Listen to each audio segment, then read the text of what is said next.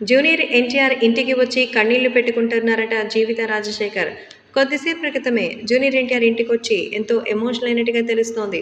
So junior NTR ఇంటికొచ్చి వాళ్ళు emotional అయిన విషయాన్ని తెలుసుకుని అందరూ షాక్ అవుతున్నారు.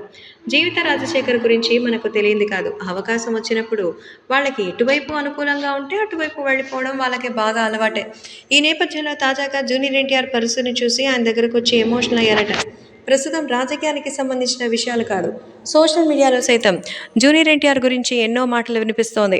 నందమూరి కుటుంబం ఎన్టీఆర్ని పక్కన పెట్టిందని, ఎన్టీఆర్ వైసీపీకి సపోర్ట్ చేస్తున్నారంటూ ఎన్నో ఊహాగానాలు వచ్చిన నేపథ్యంలో తాజాగా జీవిత రాజశేఖర్ జూనియర్ ఎన్టీఆర్ ఇంటికి వచ్చారట. సో తనకి తెలుగుదేశం పార్టీ ప్రభుత్వం ఇస్తున్నటువంటి మరి ఈ ఇబ్బందులను చూసి అందరూ కూడా షాక్ తినట్టుగా అయితే తెలుస్తోంది. కాబట్టి ఇప్పుడు సోషల్ మీడియాలో సైతం ఈ విషయం ఒక్కసారిగా సంచలనంగా మారుతోంది.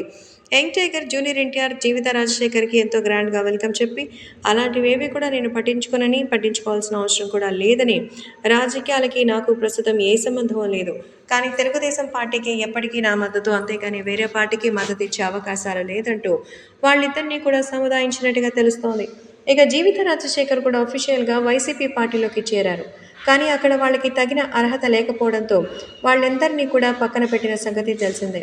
అందుకే తమకు అనుకూలమైన వాళ్ళకి సపోర్ట్ చేయడానికే జీవిత రాజశేఖర్ సిద్ధమయ్యారు. అందులో తెలుగుదేశం పార్టీ కోసం వస్తున్నట్టుగా అయితే తెలుస్తోంది.